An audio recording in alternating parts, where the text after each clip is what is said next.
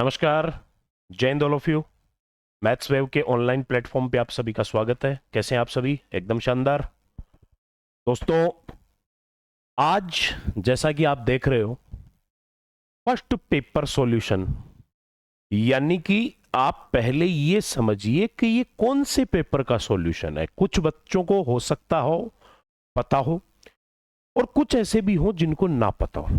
तो आप एक बार के लिए इस चीज को थोड़ा समझिए कि ये किस चीज का सॉल्यूशन है। एक तो आज से 4 दिन पहले मैंने एक अनाउंसमेंट किया था, एक बहुत तगड़ी बच्चों के लिए। मेरे जो बच्चे जो इस प्लेटफॉर्म पे आरएसएसबी एलडीसी की तैयारी कर रहे हैं, उनको उनकी तैयारी में चार चांद लगाने के लिए मैंने एक सौगात दी और मैंने ये कहा था कि हर संडे को मैं एग्जाम पैटर्न के ऊपर टेस्ट करवाऊंगा, जो एलडीसी का पेपर पैटर्न होगा, जिसमें अप्रोक्स 70 to 75% एडवांस और 25 to 30% अर्थमेटिक होगी। अर्थमेटिक में भी बेसिक होगा, वर्ग, वर्गमूल, घन, घनमूल, सरलीकरण और विविध, वो उसी के अंदर होगा। और उस पेपर पैटर्न पे एग्जाम का क्या लेवल रहता है उसके इक्विवेलेंट पेपर बनेंगे। हाँ, ये जरूर है, ये पेपर थोड़ा सा पहला पेपर था, इसलिए मैंने नॉर्मल बनवाया, ताकि एक बार आप कंटेंट से जुड़े। और आपको फिर मैंने ये कहा था कि ये पेपर करवाऊंगा मैं ऐप के ऊपर, जो मैथ्स वेव की ऐप है, ऐप के ऊपर पेपर करवाऊंगा। हर संडे को सुबह 10 बजे पेपर अपलोड हो जाएगा और फिर उसका सॉल्यूशन यूट्यूब के ऊपर डालूंगा, ताकि आप एक एक चीज का एनालिसिस करें, है ना। अब आप दूसरी बात ये समझिए कि मैं पेपर का सॉल्यूशन जो है, 50 क्वेश्चन का पेपर है और 50 क्वेश्चन का सॉल्यूशन करने में लगभग लगभग 2 से 2.5 घंटे होते हैं। वैसे तो खुद सोल्व करने में तो ये 50 क्वेश्चन 50-55 मिनट का काम होता है, लेकिन सॉल्यूशन करवाना, क्योंकि उसमें तो कंसेप्ट भी समझाने पड़ते हैं, है ना। अप्रोच सिखानी पड़ती है कि अगर डायरेक्ट अप्रोच लगाओ तो ऐसे कर लो और कंसेप्ट से करो तो ऐसे कर लो। इसलिए मैं क्या कर रहा हूं, मैंने इसका सॉल्यूशन 2 पार्ट में तोड़ा है, ताकि आपके लिए भी छोटा हो जाए, देखना आसान हो जाए, है ना। फर्स्ट 25 क्वेश्चन का सॉल्यूशन पहले और अगले 25 क्वेश्चन का सॉल्यूशन बाद में, 2 पार्ट में, इसको 2 वीडियोज में इसका सॉल्यूशन आपके पास आएगा और उस सॉल्यूशन की पीडीएफ टेलीग्राम पे डाल दी जाएगी, ताकि वो आपके पास कंटेंट आगे के लिए सेव रहेगा, है ना। तो अगर किसी ने अभी तक टेस्ट पेपर ना दिया हो तो मैथ्स वेव की एप्लीकेशन डाउनलोड करके टेस्ट पेपर दें हर संडे को, और उसके बाद में उसका सॉल्यूशन देखें यूट्यूब के ऊपर। सॉल्यूशन में भी ये आपके लिए सबसे बढ़िया काम कर दिया, 2 पार्ट में सॉल्यूशन कर दिया, ताकि आराम से बच्चा ये चीज देख सके, 25 क्वेश्चन एनालिसिस कर सके। और एक चीज मैं बता रहा हूं, इनमें से देखो एक बात लिखी हुई है नीचे, अगर आप ध्यान दो तो, कि 70% क्वेश्चन सिर्फ अप्रोच से होते हैं। आपको यही तो सीखना है, सॉल्यूशन तो सीखना ही है, कंसेप्ट सीखना है, बट अप्रोच सीखनी है कि अप्रोच कैसे लगाई जाती है क्वेश्चन के ऊपर। तो चलिए स्टार्ट करते हैं। सबसे पहले तो थोड़ा सा मैं आपको बता देता हूं, आरएसएसबी एलडीसी के ये हमारे पास 3 कोर्सेज अभी चल रहे हैं केवल मैथ्स के। RSSB LDC special maths complete, complete maths यानी अर्थमेटिक प्लस एडवांस, 249 रुपीज में अभी भी ऑफर ही चल रहा है दोस्तों। ये पहले 199 था, अब 249 हो गया, ठीक है। पूरी मैथ्स कोई बच्चा एलडीसी का 50 क्वेश्चन पढ़ना चाहे, अर्थमेटिक प्लस एडवांस, ठीक है, तो वो है 249। आरएसएसबी एलडीसी के लिए कोई बच्चा केवल स्पेशली एडवांस पढ़ना चाहे तो ये 249, ये नहीं, ये 249 नहीं है, ये है 199। अगर कोई बच्चा कंप्लीट फाउंडेशन पढ़ना चाहे, स्पेशल अर्थमेटिक, केवल अर्थमेटिक पढ़ना चाहे ऑल कंपटीशन के लिए, तो ये 199 रुपीज में, 199 रुपए में सारी कंपटीशन, और एक बार पढ़ लिया दोबारा जिंदगी में पढ़ने की जरूरत नहीं पड़ेगी, ये गारंटी है मेरी, ठीक है। केवल 199 में। आरएसएसबी एलडीसी 2026 के लिए मैथ्स के साथ ये जो 10 क्वेश्चन का कंप्लीट मैथ्स होगी और ये 10 क्वेश्चन का जो ये अंतरिक्ष अनुसंधान और सूचना प्रौद्योगिकी, इंफॉर्मेशनल टेक्नोलॉजी और कंप्यूटर वाला जो पोर्शन है, जिसके एग्जाम में 10 सवाल आएंगे, इन दोनों का कॉम्बो बेच जो है ये है 299 रुपीज में, 299 रुपए में। अब इसके साथ में एक फाउंडेशन बेच, अगर कोई बच्चा कंप्लीट अर्थमेटिक और एडवांस पूरी पढ़ना चाहे ऑल कंपटीशन के लिए, तो ये है 399 रुपीज में, है ना। और कोई बच्चा कंप्लीट ऑल कंपटीशन के लिए स्पेशल एडवांस पढ़ना चाहे तो यह है 249 रुपीज में। कितने? 249 रुपए में। और अब वो सुन लो जो आपको मैं बिल्कुल फ्री दे रहा हूं। एक तो मैंने एक फ्री बेच दिया है जिसका नाम है अप्रोचेबल बेच। जैसे ही आप ऐप को डाउनलोड करोगे, ऐप डाउनलोड करके फ्री कोर्सेज पे जाओगे तो उसमें आपको एक कोर्स दिखेगा अप्रोचेबल बेच। Click the answer without any calculation and tricks of calculation. Calculation की ट्रिक्स और डायरेक्ट आंसर हिट करना बिना कैलकुलेशन के, सीधा ऑप्शन देख के, वो चीज उसमें सिखा रहा हूं। आज के पेपर सॉल्यूशन की हेडिंग भी मैंने लिखी है 70% क्वेश्चन अप्रोच से होता है। तो आप इस कोर्स को फ्री है, कोई चार्ज नहीं है, हर बच्चा जरूर देखे। कई एग्जाम में ये नहीं हो वंचित रह जाओ कि यार सर अप्रोच वाला सिस्टम सीख लेते तो नौकरी लग जाते। पछतावा नहीं होना चाहिए बाद में, पहले ही कर लेना जो करना है, ठीक है। और एक मैं दे रहा हूं बिल्कुल free test series RSSB LDC maths के लिए, every Sunday on application, time 10 बजे। हर संडे को एप्लीकेशन पे मैथ्स वेव की, तो एप्लीकेशन डाउनलोड कर लो। टोटल 50 क्वेश्चन होंगे, 75 मिनट होगी, 1/3 नेगेटिव मार्किंग होगी। Paper solution on YouTube channel, maths wave का यूट्यूब चैनल पे पेपर सॉल्यूशन होगा और ऑन एलडीसी पेपर पैटर्न के ऊपर होगा। और उस पेपर सॉल्यूशन की पीडीएफ टेलीग्राम पे डाल दी जाएगी, ठीक है। ये आपके लिए पूरी इंफॉर्मेशन थी। तो कोई बच्चा अगर एलडीसी की तैयारी कर रहा है तो अभी भी उसके पास 5 महीने है, अब लेट ना करे, तुरंत कोर्स परचेज करे और अपनी तैयारी को कंटिन्यू करे। चलिए साहब, अब चलते हैं अपन पेपर सॉल्यूशन पे। पहला क्वेश्चन ये था, एक व्यक्ति अपने बगीचे में 21,025 आम के पेड़ इस प्रकार लगा रखे हैं। टोटल पेड़ कितने हैं?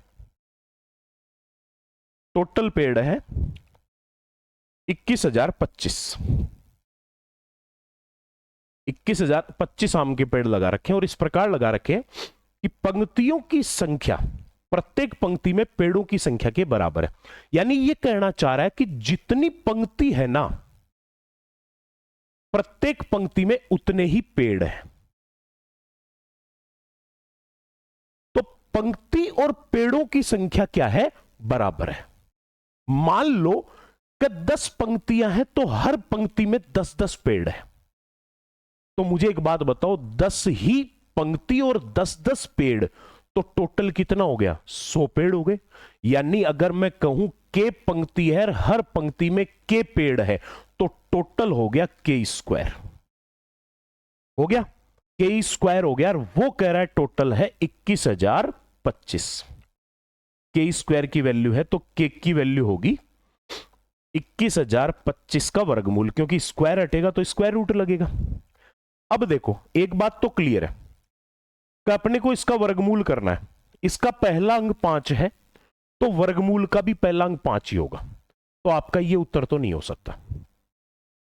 अब क्या करना है, कोई भी संख्या का वर्गमूल करना हो ना, तो उसका पहला पार्ट 2 अंकों का बनाना है, फिक्स है, और बाकी के जितने अंक बच जाए उनका एक अलग पार्ट लिखना है। पहला पार्ट 25 और दूसरा पार्ट 210।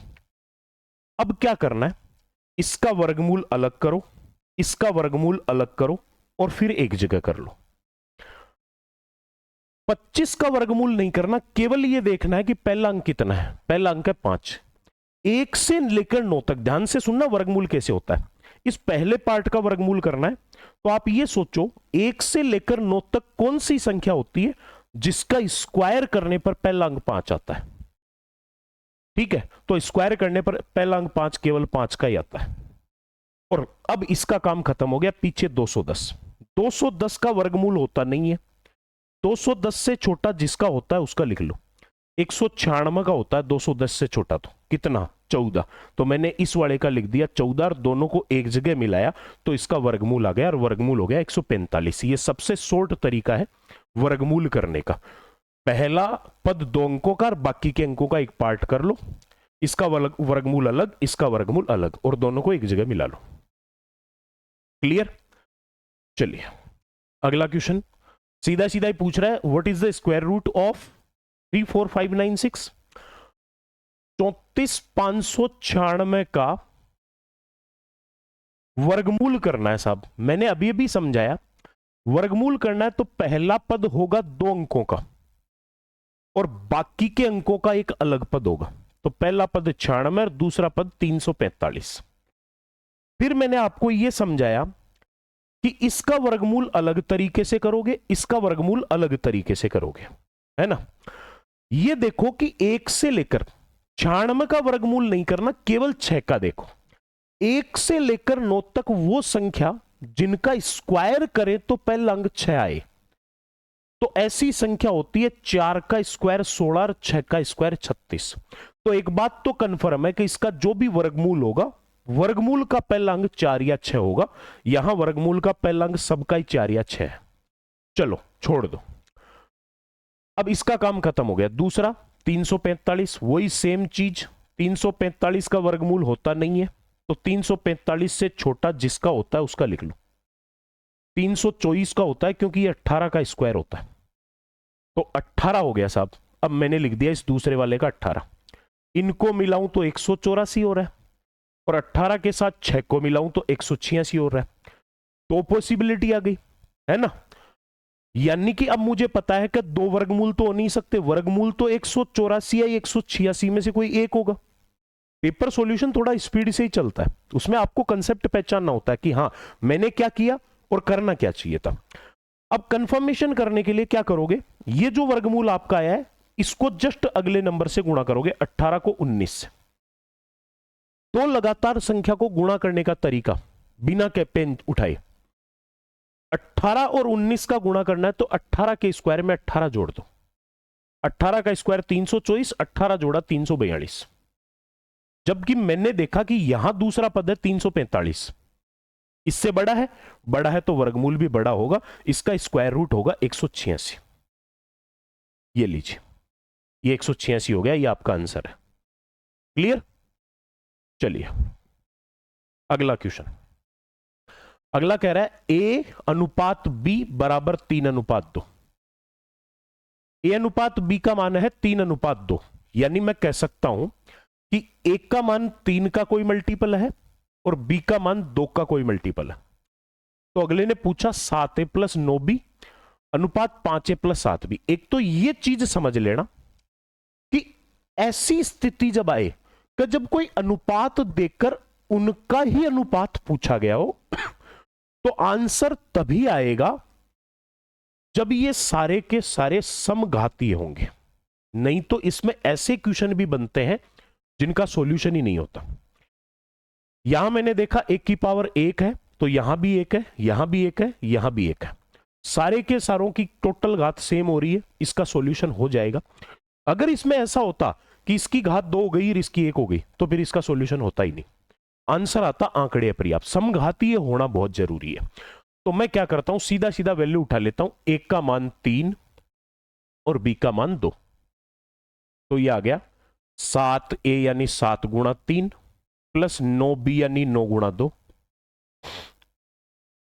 और रेशियो दे रखा है इधर 5a यानी 5 गुणा 3 प्लस 7b यानी 7 गुणा 2। 7 या 21 और 9 दूनी 18, 21 और 18 हो गया 39। 39 एक ही ऑप्शन में, पहला वाला 39 है ना स्टार्टिंग में, वो एक ही ऑप्शन में है, तो ये आपका आंसर हो जाएगा। ठीक है, दूसरा सोल्व करोगे वो अपने आप 29 आ जाएगा। एक सिंपल सा क्वेश्चन, एक परीक्षा में उत्तीर्ण होने के लिए प्राप्तांकों का प्रतिशत 42 होना चाहिए, यानी कि टोटल अंक अगर 100% है, ठीक है, टोटल अंक 100% है, तो अगला कह रहा है उत्तीर्ण होने के लिए 42%, the passing percentage for an exam is 42%। ये हिंदी में लैंग्वेज गलत लिखी हुई है इसकी, ठीक है। एक परीक्षा में उत्तीर्ण होने के लिए कुल अंकों का, प्राप्तांकों का नहीं, कुल अंकों का 42% होना चाहिए, ठीक है। 42%। तो अगर मैं कहूं कि टोटल अंक है 100%, तो पासिंग मार्क्स जो है वो होने चाहिए 42%। एक परीक्षा में पास होने के लिए 42% चाहिए, तो मैं कह सकता हूं 100% में से 42% चाहिए। यदि अधिकतम अंक 450 है, इसका मान कितना है 450, तो अगला कह रहा है उत्तीर्ण होने के लिए कितने अंक आवश्यक है। भाई मेरे 100% का मान 450 है, यानी कि 4.5 गुना हो रहा है। आपने जो टोटल 100% माना है उसका 4.5 गुना करने पर रियल मान आ रहा है, तो फिर ये भी इसका 4.5 गुना ही होगा। 42 का 4.5 गुना, 42 का 4 गुना 168, 168 से थोड़ा सा ऊपर एक ही ऑप्शन है 189, है ना। पूरा देखना चाहो पूरा देख लो। 42 का 4 गुना 168 और उसमें 4.5 गुना लेना है, तो 42 का आधा और मिला देंगे। 42 का आधा 21, 168 और 21 189 हो गया। कोई डाउट नहीं है। चलिए अगला क्वेश्चन। अगला कह रहा है एक मोबाइल के मूल्य में पहले 20% कमी हुई। एक मोबाइल का मूल्य पहले 20% कम हो गया और फिर 10% बढ़ गया, यानी जो भी उसका प्राइस था पहले 20% कम हुआ और बाद में 10% बढ़ गया। तो अगला कह रहा है कि मूल्य में होने वाला कुल परिवर्तन बताओ कितना परसेंट है। ये क्वेश्चन जो होता है ना, लगातार किसी मान में परसेंटेज में एक से ज्यादा बार वृद्धि या कमी करने वाला, इसको बोलते क्या है? इसको वैसे मैं बोलता हूं सक्सेसिव इंक्रीज या सक्सेसिव डिक्रीज का कंसेप्ट, क्योंकि ये वो कंसेप्ट है जो परसेंटेज के 5 टॉपिकों में सबसे ज्यादा यूज होता है। सबसे ज्यादा क्वेश्चन इस कंसेप्ट पे बनते हैं और इसको सोल्व करने के तरीके भी कई होते हैं, ठीक है। और इसमें अगर नॉर्मल परसेंटेज दे रखा है तो सबसे बढ़िया तरीका होता है एक सिंपल सा फॉर्मूला, पहले 20 कम किया फिर 10 बढ़ाया, तो यहां -20 + 10, यहां दोनों का गुणा और भाग लगेगा 100 का। दोनों संख्याओं का गुणा किया तो दोनों के साथ चिन्ह भी माइनस और प्लस का गुणा हुआ माइनस, 100 से 100 कट गया, -20 में से 10 गया तो माइनस का 10 बचा। भाई 20 में से 10 घट गया 10 बच गया, और 2 एक कम 2 भी माइनस का है, तो -10 और -2 कितना आ गया -12, यानी टोटल परिवर्तन आया 12% का। एक इसका तरीका यह भी है कि अगर आपका नॉर्मल परसेंटेज है तो 100 से भी कर सकते हो। मान लिया पहले मूल्य 100 था, 20% घटा, 100 का 20% घटा तो बच गया 80, और 80 का 10% बढ़ गया। 80 का 10% कितना होता है? 80 का 10% होता है 8, तो 80 का 10% 8 बढ़ गया तो हो गया 88, यानी ओवरऑल मूल्य 100 से घटकर कितना आ गया 88 आ गया। इसका मतलब इसके टोटल मूल्य में 12% की क्या हो गई कमी हो गई। ये लीजिए, है ना। ये दो इसके सिंपल फॉर्मूले हैं, ठीक है। अगर ये क्वेश्चन आए, अगर यहां नॉर्मल परसेंटेज नहीं होकर परसेंटेज उटपटांग हो, तो फिर आप इसी क्वेश्चन को अनुपात से कर सकते हो, डायरेक्ट अनुपात से भी कर सकते हो। यानी इसी को अगर मैं अनुपात से बताऊं तो 20% यानी 20/100, 1/5, 10% यानी 1/10। यहां माइनस हो रहा है, 20% कमी है, यहां 10% वृद्धि है, यानी 5 में से 1 कम करना है, तो अनुपात हो जाएगा 5 से 4, और ये 10 से 1 प्लस करना है तो ये हो जाएगा 10 से 11। तो मैं मिलाकर कह सकता हूं कि पहले कोई मान अगर 10×5 = 50 था, तो अब वो हो गया 11×4 = 44। 50 से 44 हो गया वो परसेंटेज जिसका, वो संख्या जिस पे परसेंटेज की कैलकुलेशन कभी नहीं करनी पड़ती, वो 100 होती है। तो अगर ये 50 से 44 हुआ, अगर 100 होता यानी डबल होता, तो 44 का डबल 88 होता, और 100 से 88 बन गया, मतलब 12% की क्या आ गई कमी आ गई। आ गई बात समझ में? क्लियर है? ठीक है। कई तरीके होते हैं ऐसे क्वेश्चनों को, सक्सेसिव वाला क्वेश्चनों के कई तरीके। ये क्वेश्चन खूब आ रहा है, खूब आ रहा है, मतलब सिंपल सवाल है बट फिर भी खूब आ रहा है। क्यों आ रहा है? क्योंकि छोटा सा कंफ्यूजन है। 33 मीटर का कपड़ा बेचने पर, टोटल कपड़ा बेचा 33 मीटर। एक तो ये ध्यान रखना, लाभ हानि डिक्लेयर होती है हमेशा मूल्यों पर। लाभ हानि का पता लगता है मूल्यों के ऊपर, ना कि वस्तुओं की संख्या के ऊपर। तो एक तो ये 33 मीटर कपड़ा बोला है ना, ये मेरी समझ से कुछ बाहर है।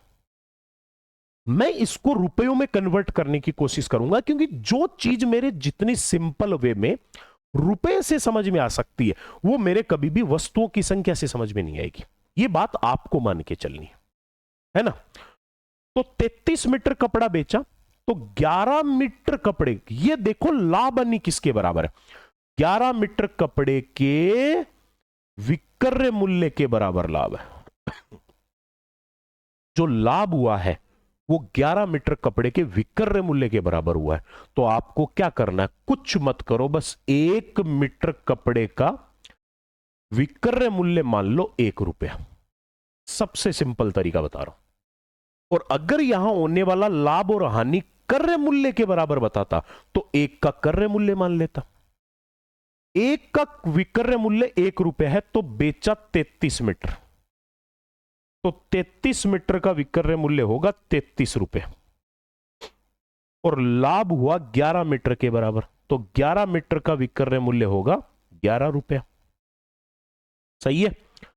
अब इसमें ये देखो कि टोटल विक्रय मूल्य, ये तो टोटल विक्रय मूल्य हो गया, कितने रुपए में बेचा। अब वो मत पढ़ो, अब वस्तुएं मत पढ़ो, ये पढ़ो 33 रुपए में बेचा, तो 11 रुपए का क्या हुआ? लाभ हुआ। 33 रुपए में बेचने से 11 रुपए का लाभ हुआ। लाभ और हानि की कैलकुलेशन हमेशा क्रय मूल्य पर होती है। विक्रय मूल्य पर लाभ हानि डिक्लेयर नहीं होते, लाभ हानि डिक्लेयर होते क्रय मूल्य पे। तो मैं यहां से इसका कॉस्ट प्राइस बताता हूं कि किसी वस्तु को 33 में बेचने पर 11 का लाभ हुआ है, 11 रुपए बच गए। इसका मतलब खरीदा तो उसको 33 से 11 कम में ही था ना, 22 रुपए में खरीदा। तो मैं कह सकता हूं जो 11 रुपए का प्रॉफिट हुआ है वो हुआ 22 पे, और वो कितना परसेंट है? गुणा 100 करेंगे, आधा प्रॉफिट हो गया, 22 का आधा, तो 50% क्या हो गया? उसका लाभ हो गया। लाभ हानि हमेशा क्रय मूल्य पर डिक्लेयर होते हैं, कभी भी विक्रय मूल्य पर नहीं होते। सीधा 11/33 मत कर देना। वैसे तो यहां ऑप्शन में नहीं था, अगर होता तो मैं कंफर्म कह सकता हूं बहुत सारे बच्चे उसको सीधा करके आते, है ना। वो काम नहीं करना मेरे भाई। अगला कह रहा है एक थोक विक्रेता एक जल शोधक यानी कि वाटर प्योरीफायर, आरओ जो होता है ना, आरओ कैंट वगैरह, 40% की हानि पर बेचता है। यानी कि मैं कह सकता हूं कि 100 रुपए की वस्तु को 40% के घाटे पर बेच रहा है। तो अपन ये कह सकते हैं 100 वाली वस्तु को 60 में बेच रहा है। यदि विक्रय मूल्य में 125 रुपए की वृद्धि हो जाए, अब उसने बोला 125, उस पर ध्यान मत दो आप, तो थोक विक्रेता को 10% लाभ हो जाता है। जहां पहले 40% घाटा हो रहा था, वहां अब उसी के ऊपर 10% का क्या हो गया? लाभ हो गया। तो 100 रुपए पर 10 रुपए का लाभ हुआ, तो अब विक्रय मूल्य कितना हो गया? 110।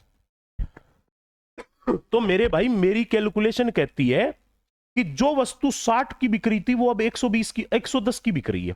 यानी मेरी कैलकुलेशन में 50 रुपए प्लस हो गए।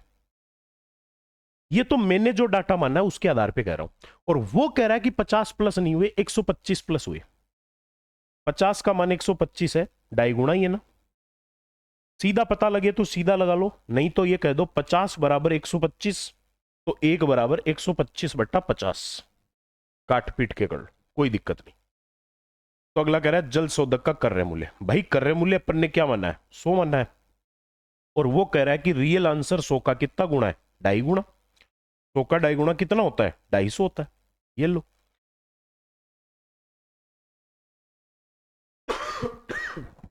ये मैंने बिल्कुल सिंपल सवाल डाले फर्स्ट टेस्ट में, है ना। बाकी थोड़ा सा ये लेवल नहीं होगा, थोड़ा तो लेवल ऊपर होगा, थोड़ा लेवल ऊपर होगा। अगला क्वेश्चन कह रहा है 10%, 15% और 20% की क्रमिक छूट के तुल्य एकल छूट बताओ। कितनी कितनी छूट है? छूट मतलब कमी, 10%, 15% और 20%। और अभी अभी मैंने बताया था आपको कि जब किसी वस्तु में लगातार वृद्धि या कमी होती है उसको बोलते हैं सक्सेसिव इंक्रीज या सक्सेसिव डिक्रीज, जिसको आप चाहो तो अनुपात से कर सकते हो, चाहो तो 100 मान के कर सकते हो, चाहे हो तो फॉर्मूला लगा सकते हो। मैं अगर एक बार ऑप्शनों पे नजर मारूं तो ऑप्शन थोड़े दूर दूर है।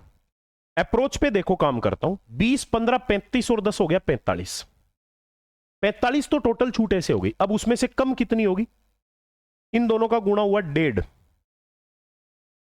इन दोनों का गुणा होगा 3, 300% यानी 3, और इन दोनों का गुणा हो जाएगा 2।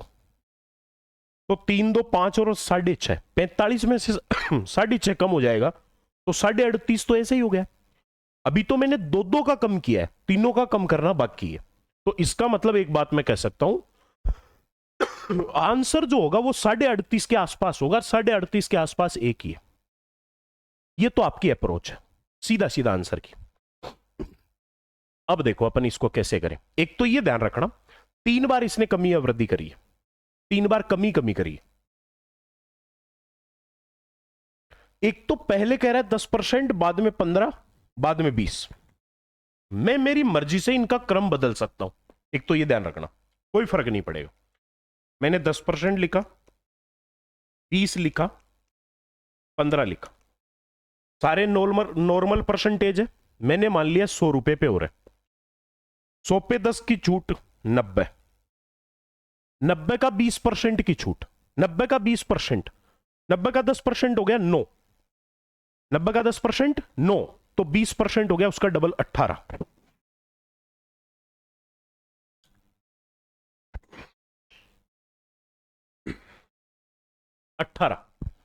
तो 90 से 20% कम किया तो 18 कम हो गया 72, और 72 का 15%, 72 का 10% होता है कितना? 7.2, और 15% है तो 5% और मिला दो। 10% का मान 7.2 है तो 5% उसका आधा 3.6, तो 7.2 में 3.6 मिलाया 10.8। इसमें से 10.8 कम कर देंगे, 72 में से 10 कम किया 62, और 62 में से भी 0.8 कम किया तो 61.2। ओवरऑल मैं कह सकता हूं 100 वाला जो है, 100 के मूल्य वाली वस्तु 61.2 पे चली गई तो ओवरऑल कितने की कमी हो गई? 38.8 की कमी हो गई। सेम इसको चाहो तो आप अनुपात से कर सकते थे, 10% को 1/10, 15% को 15/100 काटेंगे, 5 से 3/20, 20% को 1/5, तो 10% 1/10, 10 से 1 कम हो गया 9, ये 20 से 3 कम हो गया 17, और ये 5 से 1 कम हो गया 4। पहले ये था और अब ये, कटे उतना काट लो, ये कट गया 5 बार, तो 5 5 25 गुणा 10 हो गया 250, और 250 वाली वस्तु का मूल्य हो गया 253, 17 नंबर 153। तो 250 से 153 के ऊपर आए हो तो 97 की कमी हुई, किस में हुई? 250 में। पता कर लो कितना परसेंट होगा, ऐसे कर लो, क्या दिक्कत आ रही है? अगला क्वेश्चन, एक संख्या 9:5 के अनुपात में विभाजित है। एक संख्या को आपने डिवाइड किया 9:5, सॉरी, जब प्रत्येक संख्या में 8 जोड़ा, प्रत्येक में 8 जोड़ा, ध्यान से समझना, इसमें भी 8 जोड़ा और इसमें भी 8 जोड़ा। एक बहुत तगड़ा कंसेप्ट होता है इसका, जो मैंने रेशियो एंड प्रोपोर्शन टॉपिक जब पढ़ाया है और पढ़ा दिया है ऐप के ऊपर, उसमें ये इतना डिटेल में मैंने एक एक चीज का पोस्टमार्टम किया है कि किसी बच्चे ने क्लास ले ली ना, वो जिंदगी में नहीं भूल सकता। इतना डिटेल में प्रैक्टिस किया। प्रत्येक संख्या में 8 जोड़ा तो अनुपात हो गया 5:3। 9:5 से 5:3 बना कब? जब दोनों संख्याओं में 8 8 जोड़ा। पहली बात तो ये समझ लो कि ये दोनों संख्याएं नहीं है, ये संख्याओं का अनुपात है। संख्या तो इनकी मल्टीपल है। तो अगला कह रहा है दोनों में से बड़ी कौन सी संख्या होगी? पहली बात तो ये है, बड़ी संख्या जो होगी वो 9 का कोई मल्टीपल है, क्योंकि यही है ना दोनों का अनुपात, 9 और 5। तो बड़ी 9 का मल्टीपल, छोटी 5 का मल्टीपल, और दोनों का टोटल 14 का मल्टीपल। इसने बड़ी पूछी है तो 9 का मल्टीपल होगा, ये नहीं होगा, ये नहीं होगा, उत्तर इसमें से या इसमें से एक होगा। चलो अब मैं सॉल्यूशन पे जाता हूं। एक बात ध्यान रखना, जब एक अनुपात से दूसरा अनुपात बनता है तो इसका पूरा तरीका तो होता है समानुपात से, इसको सोल्व करके इसके अनुपात के बराबर दिखाना होता है, लेकिन वो नहीं करेंगे। क्यों? दोनों में सेम ही संख्या जोड़ी गई है, यानी जितना इसमें जोड़ा उतना इसमें जोड़ा, तो जो अंतर इसमें है वही अंतर इसमें है। यहां भी अंतर 8 का है, यहां भी 8 का है। तो आपको क्या करना है, अगर इधर के अंतर बराबर दिखाने हैं तो आप ये वाले अंतर बराबर दिखा दो, ये अपने आप बराबर हो जाते हैं। ये एक डायरेक्ट कंसेप्ट होता है।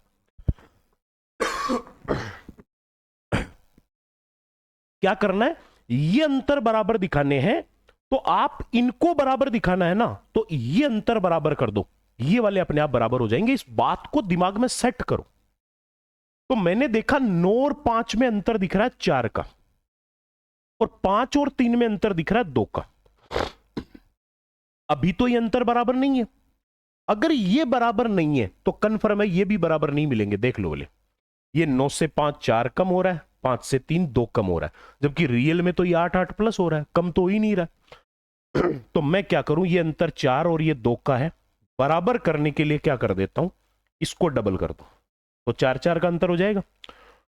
तो मैंने इसको डबल किया, ये एज इट इज रहा 9 अनुपात 5, और ये हो गया आपका 5 दूनी 10 3 दूनी 6। अब देख लो, इधर से अंतर बराबर हो गया ना, तो ये भी आपको बराबर ही दिखेगा। 9 से 10 1 प्लस हो रहा है, और 5 से 6 1 प्लस हो रहा है। जब अपन ने अंतर को बराबर किया तो अपन ने देखा ये अंतर आया 1 1 का, जबकि रियल में ये अंतर 1 का नहीं है। कितने का है? 8 का है। अगला 1 नहीं जोड़ रहा, अगला कह रहा है 8 जोड़ रहे। तो इसका मतलब यह है कि ये अनुपात वाली संख्या ओरिजिनल मान नहीं है, ओरिजिनल मान इसका 8 गुणा है, क्योंकि 1 का मान कितना है? 8 है। तो आंसर इस अनुपात का 8 गुणा होगा। तो अगले ने कहा बड़ी संख्या बताओ। बड़ी संख्या 9 का कोई मल्टीपल है, और कितना गुणा है? 8 गुणा। बड़ी संख्या का अनुपात तो 9 है और संख्या उसकी 8 गुणा है, तो 9 का 8 गुणा कितना हो गया? 72 हो गया। क्लियर? अगला क्वेश्चन, ए और बी 1 लाख और 1.5 लाख का निवेश करके कारोबार शुरू कर रहे हैं। अब इनमें से एक बात तो ये समझो, कोई भी आदमी पहले छोड़ के नहीं गया, कोई भी आदमी बाद में ज्वाइन नहीं हुआ, यानी कि ये दोनों के दोनों साझेदार बराबर टाइम के साझेदार हैं, क्योंकि साझेदारों की साझेदारियां टाइम और रकम दोनों के ऊपर डिपेंड करती है। तो मैं कह सकता हूं 1 लाख और 1.5 लाख है, तो इनकी साझेदारी का अनुपात क्या हो गया? 50,000 से कट के आ गया 2 अनुपात 3। मेरे भाई, अगर साझेदारी का अनुपात 2 अनुपात 3 है, तो इनमें जो लाभ बटेगा ना, उसका अनुपात भी 2 अनुपात 3 होगा। साझेदारी का अनुपात ही उनमें विभाजित किए गए लाभ का अनुपात होगा। तो ये अगर साझेदारी 2 और 3 है तो लाभ भी 2 और 3 होगा। 93 और इसका 2 और 3 का अनुपात नहीं आएगा।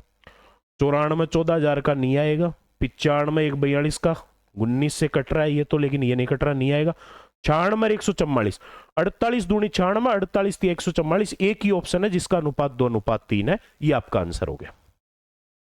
देख लो, ऐसे लगती है अप्रोच, है ना, बिना कैलकुलेशन के सीधी अप्रोच ऐसे लगती है। फिर भी अगर अपने को आंसर पे जाना तो मैं कह सकता हूं साझेदारी का अनुपात 2 अनुपात 3 है, तो लाभ का भी 2 अनुपात 3 होगा, यानी कि लाभ के 2 हिस्से इसको मिलेंगे और 3 इसको मिलेंगे, तो पूरे लाभ के हिस्से होंगे 5।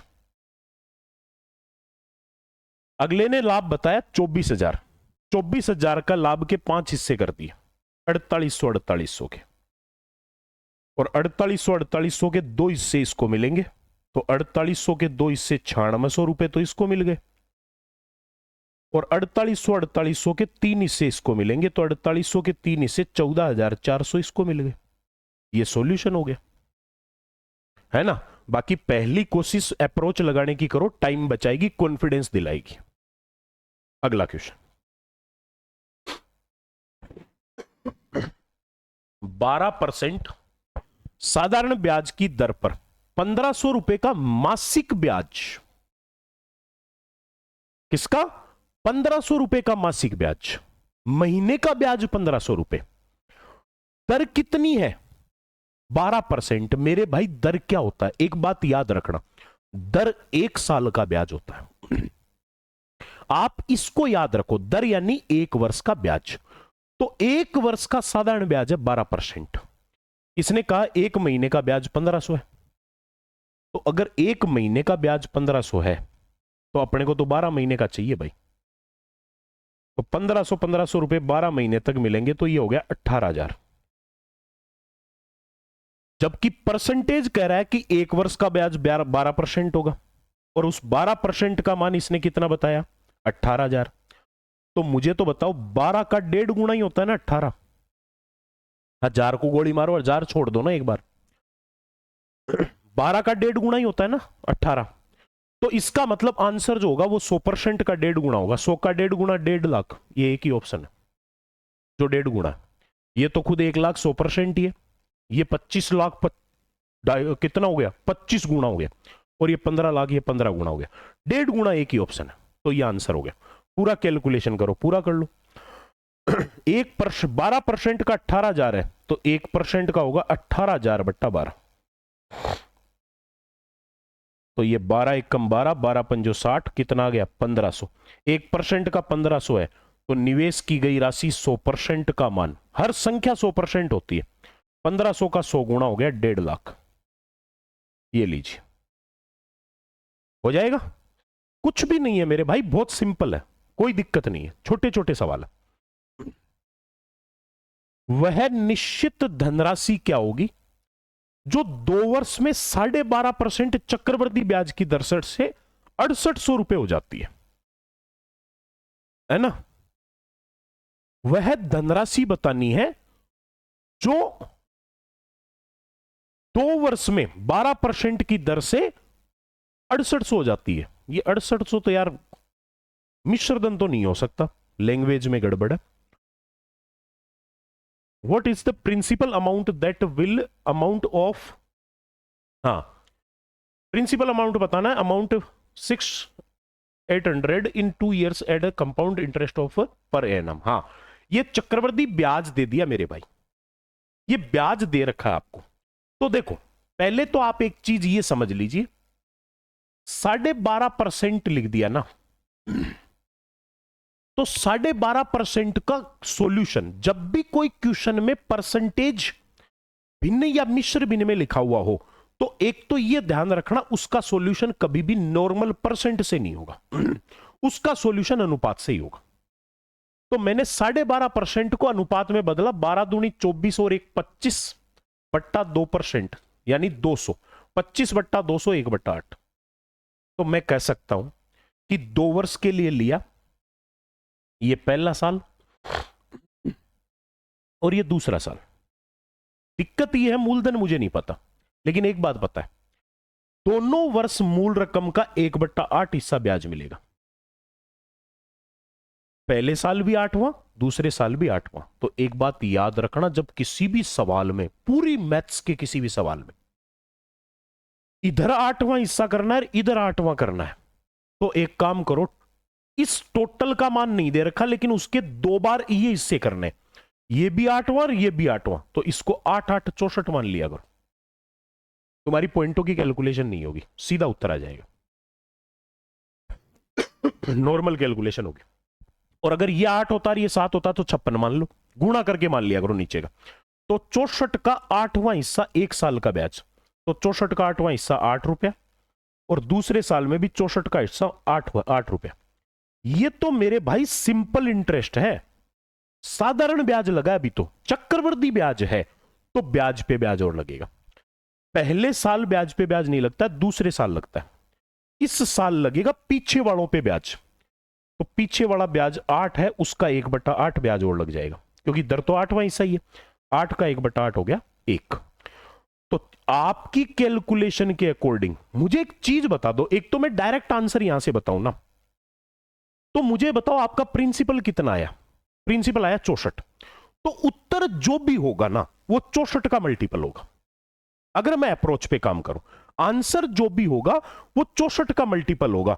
64 का मल्टीपल ये नहीं है, ये नहीं है, ये नहीं है, एक ही ऑप्शन है, एक ही ऑप्शन है जो 64 का मल्टीपल है, तो उत्तर तो आपका ही है। फिर भी पूरी कैलकुलेशन करूं तो आपकी कैलकुलेशन में 2 साल का टोटल ब्याज मिल गया 8 8 16 और 1 17, और वो कह रहा है 2 साल का टोटल ब्याज है 6800। 17 चौका 68 और आगे 2 जीरो, यानी कि जो आपने माना वो रियल नहीं है, रियल उसका 400 गुणा है। 17 का 400 गुणा करने पर 6800 आ रहा है, 400 गुणा है, तो इसका मतलब प्रिंसिपल भी 64 नहीं है, 64 का 400 गुणा है, और 64 चौक 256 और आगे 2 जीरो, 25,600 रुपए। ये देख लो, यही आया 25,600 रुपए। मजा आ रहा है? ये आप हर टेस्ट पेपर को देखो। अब क्या होता है, कई बार कई बच्चों के साथ एक दिक्कत आती है, जैसे मान लो किसी ने शुरू शुरू में अभी तैयारी करना शुरू ही किया और उसने टेस्ट दे दिया, उसको समझ में नहीं आया और अब वो सॉल्यूशन देख रहा है, तो सॉल्यूशन में भी कई चीजें ऐसी है जो पकड़ में नहीं आ रही। क्यों? क्योंकि अभी तक वो टॉपिक नहीं पढ़ रखा। तो ये मत सोचो कि गुरुजी ऊपर से जा रहा है, क्योंकि अभी तक आपने ये टॉपिक पढ़ा नहीं है। लेकिन फिर भी सॉल्यूशन देखो, क्योंकि वहां से आप बहुत चीजें सीखोगे। सॉल्यूशन से एक तो आप अप्रोच लगाना सीखोगे, वो कभी भी कोर्स से नहीं सीख सकते, वो दिमाग का खेल है। तो इसलिए सॉल्यूशन देखना चाहिए। बहुत सारे, मतलब आपने ये मान लो ना कि 5 पेपर का सॉल्यूशन देख लिया, तो कई क्वेश्चन तो ऐसे होंगे जिनके तरीके आप खुद अपने आप यूट्यूब से ही सीख जाओगे, यूट्यूब पेपर सॉल्यूशन से सीख जाओगे कि ऐसे क्वेश्चन में ये कंसेप्ट अप्लाई होता है। अगला क्वेश्चन आपका है, किसी समकोण त्रिभुज के कर्ण की लंबाई 13 है। मेरे भाई एक तो ये ध्यान रखना, समकोण त्रिभुज का कर्ण 13 दे दिया साहब। क्या दे दिया? समकोण त्रिभुज का कर्ण 13 दे दिया। मैं भाई साहब जब ज्योमेट्री पढ़ाता हूं ना, आधा घंटा में सिर्फ समकोण त्रिभुज की ये तीनों भुजाओं को पढ़ाता हूं। ऐसी 3 संख्या जो समकोण त्रिभुज की 3 भुजा बनती है, उनको ट्रिपलेट्स बोला जाता है। क्या बोला जाता है? ट्रिपलेट्स बोला, त्रिएक संख्या बोलते हैं। और अगर इसका कर्ण 13 है, इसने कहा कर्ण 13 है, मेरे भाई एक ही ऐसा ऑप्शन होता है, एक ही ऐसा ट्रिपलेट होता है जिसका कर्ण 13 बन सकता है। अरे तो रुक जा यार, अब क्या जान नहीं लेगा बच्चे की? एक ही ऑप्शन होता है जिसका कर्ण 13 होता है, और वो ट्रिपलेट होता है 5, 12 और 13। ये सीधा सीधा याद रखने का होता है। देखो कौन कौन से होते हैं ट्रिपलेट, 3, 4, 5। एक तो ये होता है जिन पे क्वेश्चन आते हैं 5, 12, 13। एक ये होता है 7, 24, 25। एक ये होता है एक 8, 15, 17। बस इन्हीं के ऊपर आते हैं, है ना। अब जैसे 5, 12 और 13 है ना, अगर समकोण त्रिभुज की 3 भुजा है तो इनका डबल करोगे तो वो भी समकोण त्रिभुज की 3 भुजा होती है। मेन ट्रिपलेट ये है, मेन 3 संख्या ये है, बाकी इनसे बढ़ती जाएगी। 10, 24, 26, गुणा कर दिया 15, 36, 39, ये सब समकोण त्रिभुज की भुजा होती है। आपको सिर्फ ट्रिपलेट पता होना चाहिए। तो अगर ये 13 है तो बाकी की 2 होगी 5 और 12। इसने कहा अन्य 2 में से एक भुजा 5 है, मान ली ये 5 है तो ये हो गई 12। ये मैंने देखी भी नहीं, बिना देखे मैंने कर्ण देख के बता दिया कि अगर ये 13 है तो वो 5 और 12 होगी, क्योंकि एक ही ऑप्शन होता है ऐसा, एक ही ट्रिपलेट होता है जिसका कर्ण 13 हो सकता है, 5, 12, 13। तो इसने कहा त्रिभुज का क्षेत्रफल बताओ। त्रिभुज का क्षेत्रफल 1/2 आधार गुणा ऊंचाई, तो 12 पंजो 60 का आधा, 60 का आधा हो गया 30। ये लीजिए, आ गया समझ में, है ना। चलिए साहब,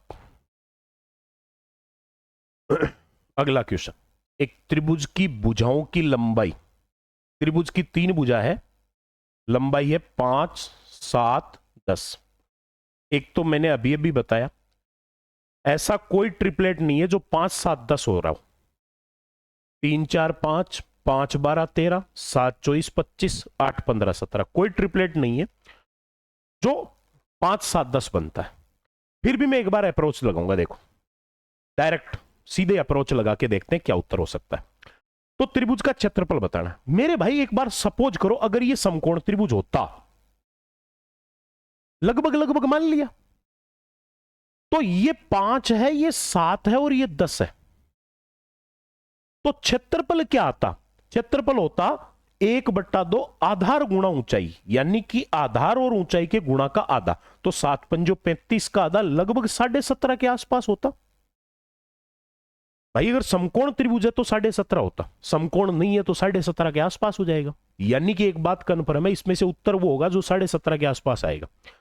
तो ये नहीं है, ये नहीं है।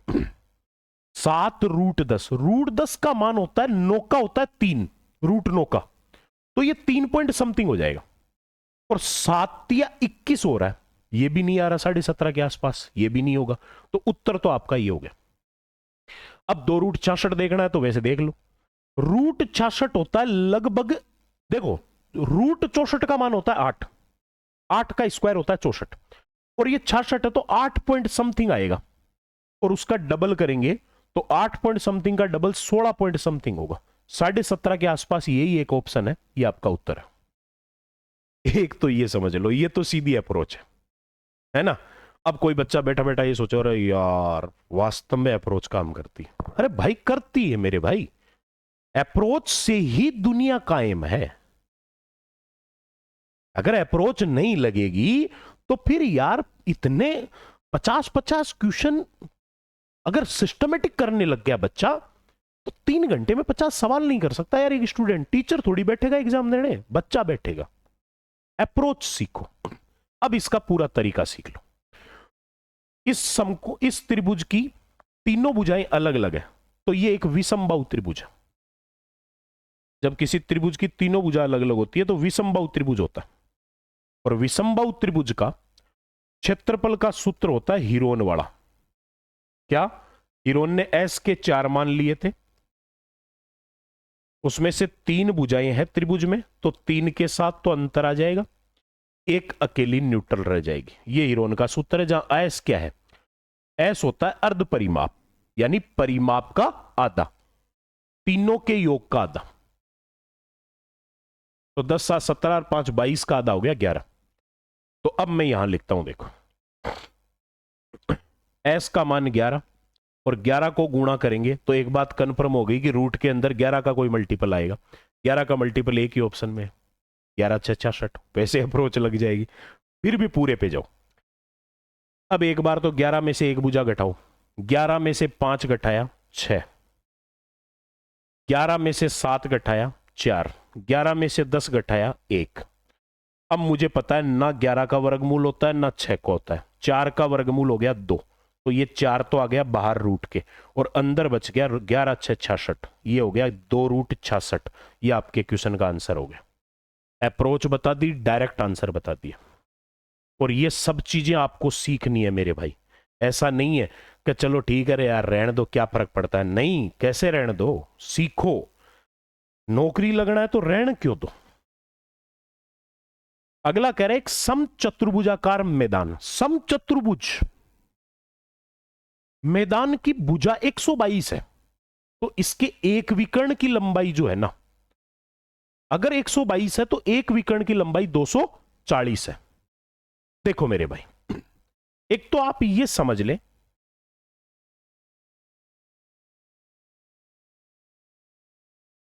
एक 122 है, ठीक है, तो आप एक तो समचतुर्भुज बनाते हैं। पहले तो देखो समचतुर्भुज को समझाता हूं थोड़ा सा।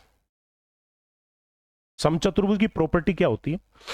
समचतुर्भुज की चारों भुजा समान होती है, चारों भुजा समान है, लेकिन चारों कोण समान नहीं होते। हां, आमने सामने के कोण बराबर होते हैं। ये इसके बराबर होता है और ये इसके बराबर होता है।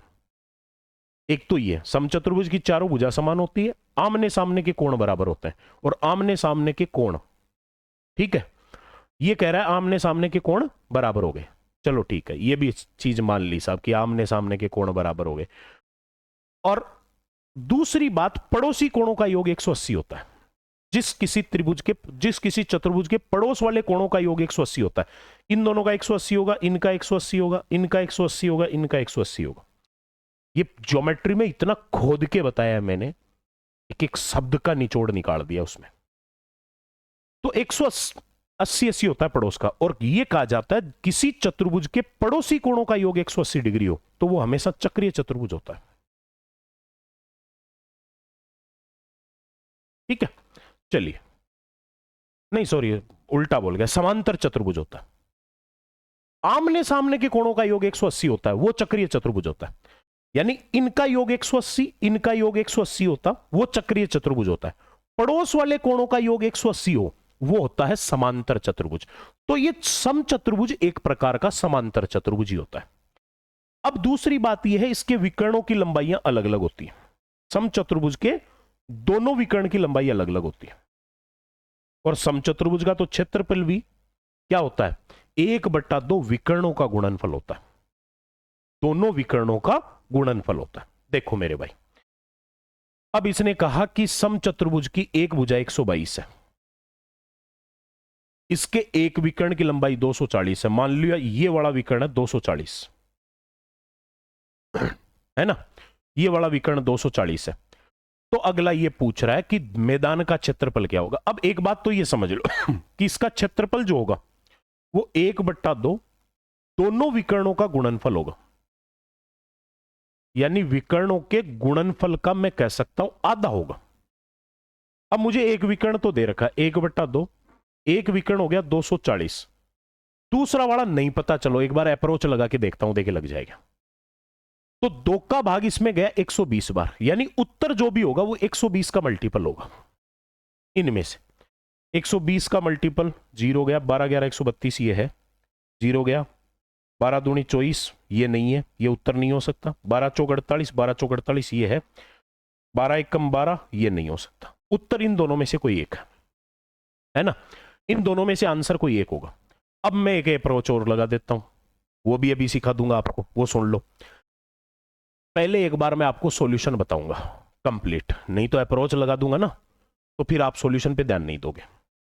देखो मेरे भाई, समचतुर्भुज में क्या होता है, एक प्रॉपर्टी होती है समचतुर्भुज की, कि समचतुर्भुज के ये जो विकर्ण होते हैं ना, ये जिस बिंदु पर एक दूसरे को काटते हैं, एक तो वहां 90 डिग्री का कोण बनता है, जहां पे काटेंगे वहां 90 डिग्री का कोण बनेगा।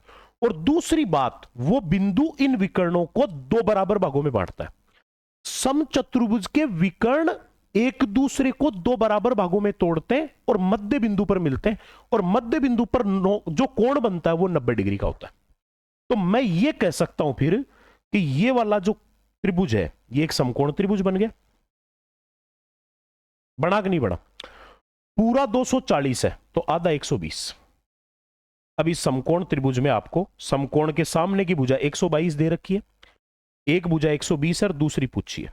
समकोण त्रिभुज का क्या होता है कंसेप्ट, इन दोनों छोटी वाली के स्क्वायर का योग, आधार स्क्वायर प्लस लंब स्क्वायर बराबर कर्ण स्क्वायर। तो मैं कह सकता हूं के स्क्वायर बराबर सॉरी के स्क्वायर प्लस 120 का स्क्वायर बराबर 122 का स्क्वायर। अब मुझे के का मान चाहिए, तो के स्क्वायर बराबर मैंने उधर भेज दिया 122 का स्क्वायर माइनस 120 का स्क्वायर। ए स्क्वायर माइनस बी स्क्वायर का सूत्र लग गया मेरे भाई। ए स्क्वायर माइनस बी स्क्वायर बोलता है ए प्लस बी गुणा ए माइनस बी। एक बार जुड़ेगा और एक बार घटेगा, है ना।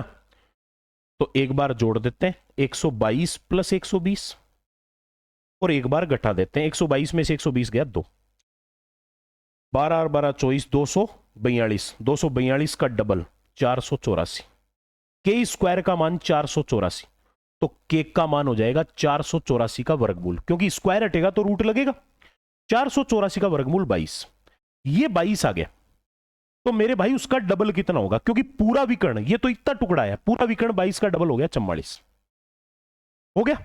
तो इसका मतलब जो आंसर होगा वो क्या होगा, 1/2 विकर्णों का गुणनफल 1/2। एक विकर्ण तुम्हारा 240 आया और दूसरा विकर्ण 44 आया। 2 का भाग दिया इसमें कितनी बार? 22 बार। और 240 का 22 गुणा, 22 को 0 से किया 0, 22 चौक 88 का 8, हासिल 8, 22 दूनी 44 और 8 52। ये हो गया 5280। हो गया। अब सुन लो अप्रोच। उत्तर तो ये हो गया साहब। अब अप्रोच सुन लीजिए। क्या? अगर ये एक वर्ग होता, यानी चारों भुजा समान है, तो मैं मान लेता हूं कि ये वर्ग होता साहब। क्या होता है ये वर्ग होता। ठीक है। तो इसने कहा एक भुजा है 122, यही है। एक भुजा 122 है, तो दूसरी वाली भी 122। बोलो सही है। और क्षेत्रफल जो होता वो 122 का स्क्वायर होता, अगर ये वर्ग होता तो, है ना। और इसने कहा कि एक विकर्ण 240 है, दूसरा विकर्ण क्या होगा? अब एक चीज सोचो, 1/2 विकर्णों का गुणनफल होता है। एक विकर्ण तुम्हारा 240 हो गया। अगर ये 240 है ना, तो मैं क्या करता हूं, मैं एक चीज मान के चल लेता हूं एक बार, कि मेरे भाई 240 का आधा कर रहा हूं तो 120 हो रहा है। हो रहा है। और ये 122 आ रहा है।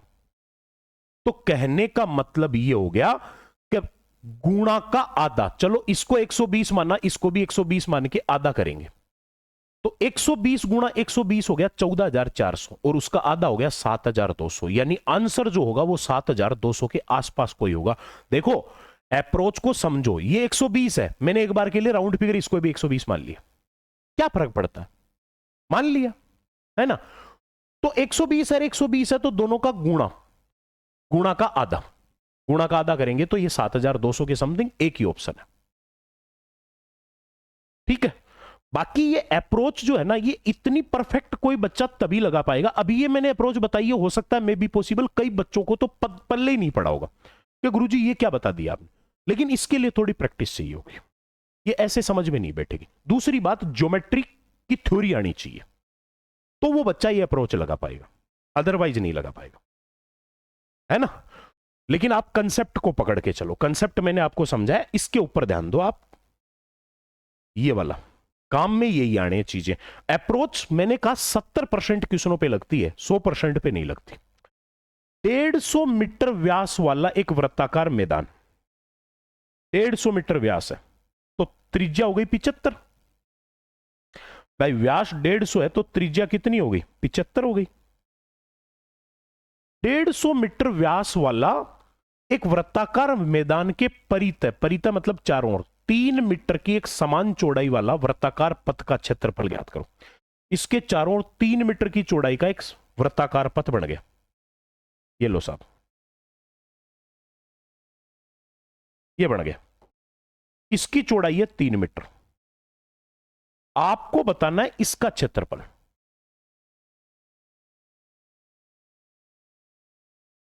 इसका एरिया बताना आपको कितना आएगा। तो एक बात तो ये समझ लो मेरे भाई, कि जब दो आकृतियां एक साथ मिक्स हो रही हो ना, तो उनमें से किसी एक हिस्से का क्षेत्रफल ज्ञात करने के लिए एक के एरिया में से दूसरे के एरिया को घटाना पड़ेगा। पूरा बड़ा वाला वृत्त जो है ना, इसके क्षेत्रफल में से छोटे वाले वृत्त को, इस अंदर वाले पहिए को निकाल दूं, तो ये बताओ ये यही तो बचेगा। तो इसका मतलब इसका जो क्षेत्रफल होगा वो क्या होगा?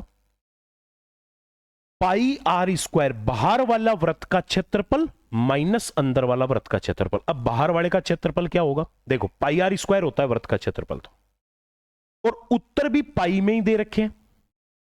अगर पाई में नहीं दिए होते तो मैं एक अप्रोच लगा देता, सीधा सीधा उत्तर बता देता एक, है ना। लेकिन पाई साइड में पड़ा है, तो अपन पाई के आधार पे तो चल ही नहीं सकते।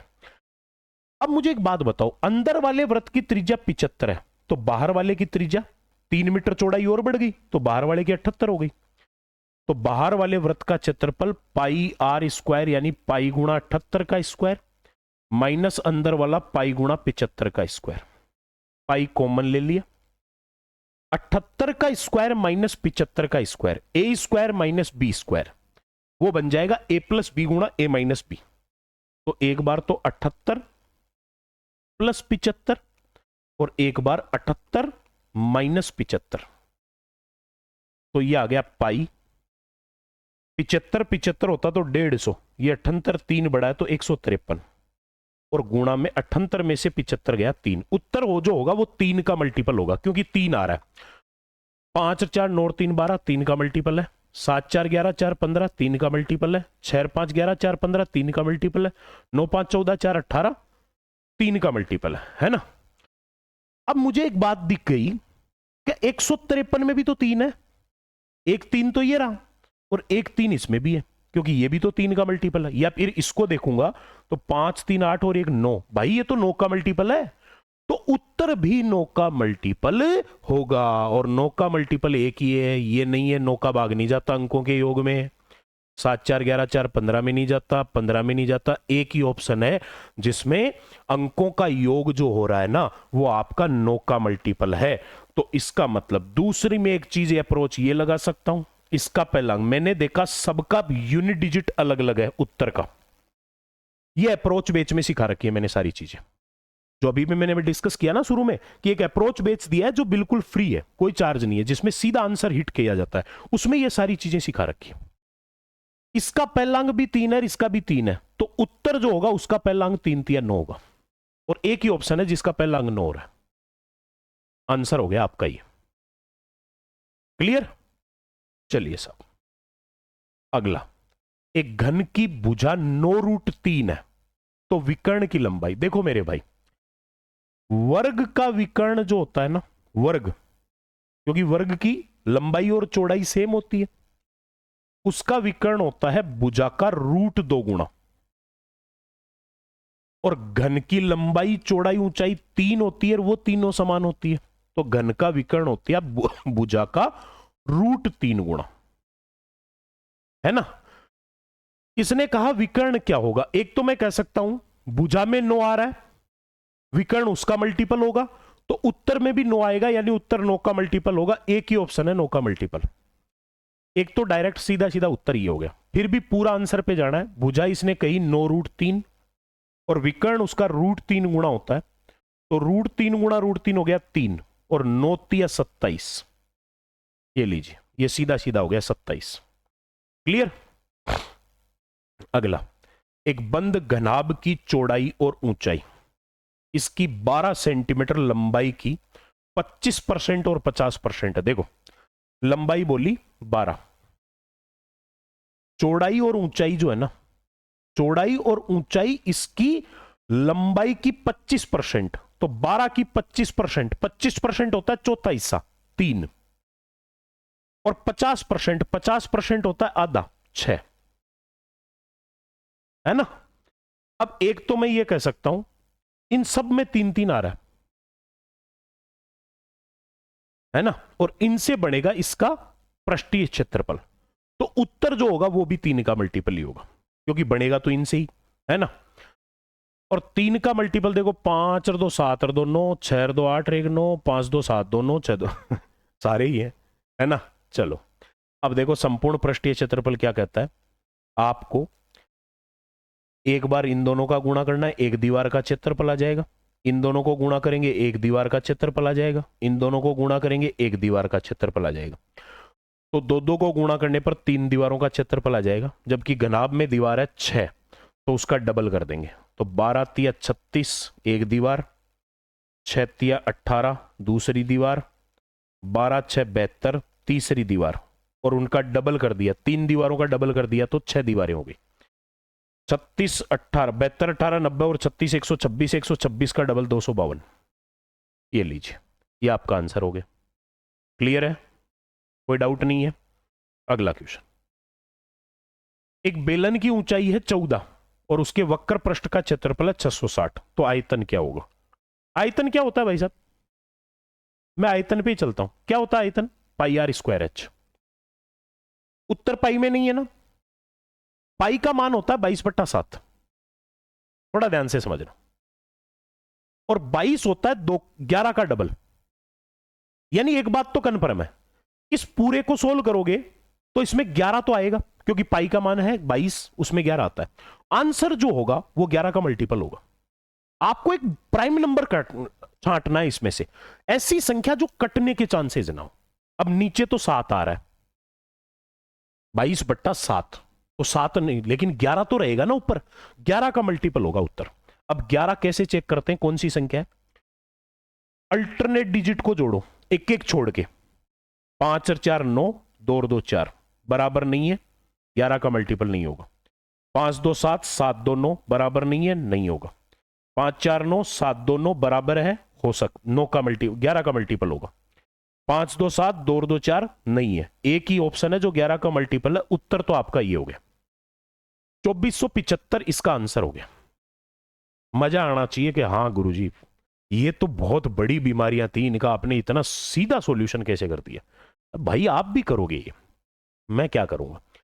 बेलन की ऊंचाई दे रखी है, चलो बेलन बना देते हैं पहले, अब सॉल्यूशन समझ लो। बेलन बना दिया, ऊंचाई दे दी 14, और इसका वक्र पृष्ठ का क्षेत्रफल है 660। वक्र पृष्ठ होता है 2 पाई आर एच, 2 पाई आर एच बराबर 660। रखो मान, 2 गुणा 22/7 गुणा आर गुणा एच का मान 14 बराबर 660। 7 का डबल 14, 22 दूनी 44, 44 दूनी 88, 88 गुणा आर बराबर 660, तो आर बराबर हो गया 660/88। चलो काट दिया, 22 चौक 88, 22 तिया 66, जीरो हो रहा आगे। 30/4 और भी कट गया 2 से, 15/2। लीजिए साहब, त्रिज्या 15/2 आ गई, तो आयतन क्या आएगा? पाई का मान 22/7, आर स्क्वायर त्रिज्या का स्क्वायर 15/2 गुणा 15/2, और एच ऊंचाई का मान 14। काट लीजिए साहब, 7 दूनी 14 से 14 गया, 2 का भाग इसमें 11 बार, 15 15 225 गुणा 11, 225 को 11 से गुणा कर लो, तो 5 5 2 7, 2 और 2 4, ये 2, 2475 आएगा। 2475, ये मैंने पहले ही बता दिया, आंसर आपका 2475 होगा। बताओ, आ रही है समझ में बात है? इसीलिए देख लो, क्योंकि सॉल्यूशन समझाने के लिए सारी चीजें बतानी पड़ती है, ऐसे थोड़ी कि फटाफट फटाफट ऐसे करवा दिया, वो सॉल्यूशन नहीं है। सॉल्यूशन का मतलब चीजें समझ में आनी चाहिए, इसलिए मैंने इसके 2 पार्ट कर दी। फर्स्ट हाफ 25 क्वेश्चन का एक वीडियो, और सेकंड हाफ 25 क्वेश्चन का दूसरा वीडियो, ठीक है। एक गोले के आयतन को पृष्ठीय क्षेत्रफल से डिवाइड किया, किसको? आयतन को डिवाइड किया पृष्ठीय क्षेत्रफल से, सरफेस एरिया से। भाई साहब, आयतन का सूत्र होता है 4/3 पाई आर क्यूब, और पृष्ठीय क्षेत्रफल होता है 4 पाई आर स्क्वायर। और वैसे ही ये चीज मेरी सीधी भी बताई हुई है, डायरेक्ट, जो मतलब ज्योमेट्री एप्लीकेशन पे पढ़ा रहा हूं उसमें ये चीज मैं डायरेक्ट बताता हूं कि एक वृत्त जो होता है, उस वृत्त की क्षेत्रफल और परिधि में हमेशा आर और 2 का अनुपात होता है। क्षेत्रफल और परिधि में आर और 2 का अनुपात होता है, जबकि एक गोले के आयतन और पृष्ठीय क्षेत्रफल में आर और 3 का अनुपात होता है। ये सीधा सीधा बता के रखता हूं। तो आर और 3 का अनुपात हो गया, डिवाइड किया है तो आर और 3 आएगा। अगला कह रहा है परिणाम 9 प्राप्त हुआ, यानी r/3 का मान कितना हुआ? r/3 का मान 9। तो अगला कह रहा है त्रिज्या बताओ, तो त्रिज्या 9 तिया 27 हो गई। बस ये सीधा सीधा है, और पूरा करो तो पूरा कर लो भाई, क्या दिक्कत आ रही है यार। 4 पाई से 4 पाई कट गया, आर स्क्वायर 3 में से 2 कट गया, 1 बच गया, तो ऊपर 1 तो आर बचा है और नीचे केवल 3 बचा है, r/3। आयतन और पृष्ठीय क्षेत्रफल गोले के आर और 3 के अनुपात में होते हैं। ये चीज याद रखोगे, बहुत सारे क्वेश्चन केवल सीधे कर लोगे देखते ही, ये समझ लो आप। अगला क्वेश्चन, एक गोले का पूर्ण पृष्ठीय क्षेत्रफल 108 है, किसका? अर्धगोल, सॉरी गोला नहीं, अर्धगोला। तो उसका आयतन क्या होगा? देखो एक बात तो ये समझ लो, पूरे गोले का आयतन 4/3 पाई आर क्यूब होता है, तो आधे का होगा 2/3 पाई आर क्यूब। अब आंसर पाई के रूप में है ना, तो मैं उत्तर ऐसे तो सीधा नहीं बता सकता। पृष्ठीय क्षेत्रफल 108 पाई है ना, तो आयतन का मान इससे तो बड़ा होगा 108 पाई से। तो अब 108 पाई से बड़ा 144 पाई भी है, 216 पाई भी है, 54 पाई नहीं होगा और ये नहीं होगा। 108 √6 भी तो है भाई, √6 भी तो 108 से गुणा हो जाएगा, चलो फिर 16 ही कर लेते हैं। अर्धगोला, ये आधा कटोरा, पृष्ठीय क्षेत्रफल वो भी कौन सा, पूरा संपूर्ण। संपूर्ण जहां लग जाता है उसमें सारे होल बंद हो जाते हैं, छेद बंद हो जाते हैं। तो जो अर्धगोला होता है ना, अर्धगोले का ये जो कटोरा होता है, पूरा अर्धगोला होता है 4 पाई आर स्क्वायर पूरा, तो आधा हो गया 2 पाई आर स्क्वायर। तो ये कटोरा 2 पाई आर स्क्वायर है, और उसका मुंह बंद किया, मुंह वृत्ताकार है तो बंद किया तो 1 पाई आर स्क्वायर और ऐड हो गया। तो टोटल पृष्ठीय क्षेत्रफल हो गया 3 पाई आर स्क्वायर, और वो दे रखा है 108 पाई। पाई से पाई कट गया, 3 का भाग गया 36 बार, आर स्क्वायर बराबर 36, तो आर बराबर हो गया 6। त्रिज्या मेरे भाई 6 आ गई। तो अगले ने आयतन पूछा, आयतन पूछा तो 2/3, पाई को तो सेपरेट पड़ा रहने देना है, 6 का क्यूब, 6 का क्यूब 216, 2/3 गुणा 216, 216 में 3 का भाग गया 72 बार, 72 का डबल 144, और पाई साथ में है ही, पाई को तो अपन ने छेड़ा नहीं, 144 पाई इसका आयतन आ गया। सिंपल सवाल है, बस कंसेप्ट क्लियर रखो। अब कई बच्चों ने क्या होता है, गोले का पृष्ठीय क्षेत्रफल, संपूर्ण पृष्ठीय क्षेत्रफल 3 पाई आर स्क्वायर, वक्र पृष्ठ 2 पाई आर स्क्वायर, रटते रहते हैं और फिर भूल जाते हैं। अरे भाई रटना नहीं है यार, समझो कि संपूर्ण बोल दिया इसका मतलब मुंह बंद हो गया, जितने मुंह होते हैं वृत्त का, उतने वृत्त के क्षेत्रफल जुड़ गए।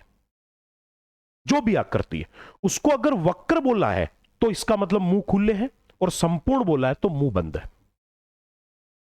जितने मुंह होते हैं, जैसे शंकु के एक मुंह होता है, अर्धगोले के एक मुंह होता है, बेलन के 2 मुंह होते हैं। तो बेलन का जब वक्र से संपूर्ण बनाएगा तो 2 वृत्तों के क्षेत्रफल जुड़ेंगे। शंकु जब वक्र से संपूर्ण बनेगा 1 वृत्त का क्षेत्रफल जुड़ेगा, और अर्धगोला जब वक्र से संपूर्ण बनेगा 1 वृत्त का क्षेत्रफल जुड़ेगा।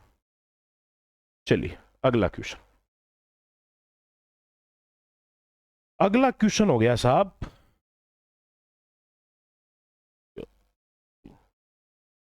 अच्छा फर्स्ट हाफ करना है ना अपने को। चलिए अगला क्वेश्चन, अगला कह रहा है ए गुणा ए प्लस बी प्लस सी।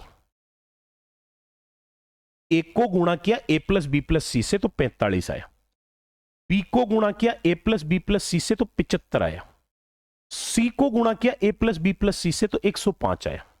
तो अगला कह रहा है A square plus B square plus C square का मान क्या होगा। मेरे भाई एक तो आप ये समझ लो कि इन तीनों में ए प्लस बी प्लस सी कॉमन है, तो 45, 105 और 75 में कॉमन कौन होता है, 15 होता है सब में, सबसे बड़ा कॉमन। तो ए प्लस बी प्लस सी का मान तो आ गया 15। सही है ना, जो कॉमन है उसको साइड में कर लिया। अब मैंने देखा 15 को ए से गुणा किया 45, तो ए का मान आ गया 3, 15 तिया 45। 15 को बी से गुणा किया 75, तो बी का मान 15 5 75, और 15 को सी से गुणा किया 105, 15 7 105। ए बी सी के मान आ गए 3 5 7, तो a square plus B square plus C square. कोई फॉर्मूले नहीं लगाने, सीधा दिमाग लगाओ, बस है आपके पास दिमाग लगाओ। 3 का स्क्वायर, ए का मान 3, 3 का स्क्वायर 9, बी का मान 5, 5 का स्क्वायर 25, सी का मान 7, 7 का स्क्वायर 49, 49 25 76 और 9 83। आंसर आ गया 83। ये लो, ये इसका उत्तर हो गया। समझ गए? कोई डाउट नहीं है? चलिए अगला क्वेश्चन।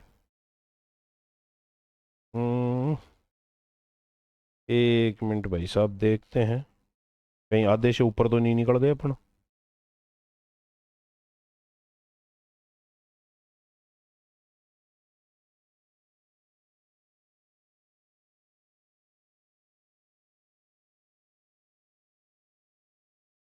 नहीं नहीं नहीं, अभी बाकी है, अभी बाकी है भाई साहब। हाँ जी, अगला क्वेश्चन अलजेब्रा। क्या तगड़ा सवाल, और खतरनाक कैलकुलेशन वाला, बड़ी लंबी चौड़ी कैलकुलेशन। ए माइनस बी का whole cube plus b minus c का whole cube plus c minus a का whole cube upon 3 into a minus b into b minus c into c minus a. इसके फॉर्मूले को खोलोगे, ये नीचे आएंगे, कटेंगे, कट कटा कर जो बचेगा वो उत्तर होगा।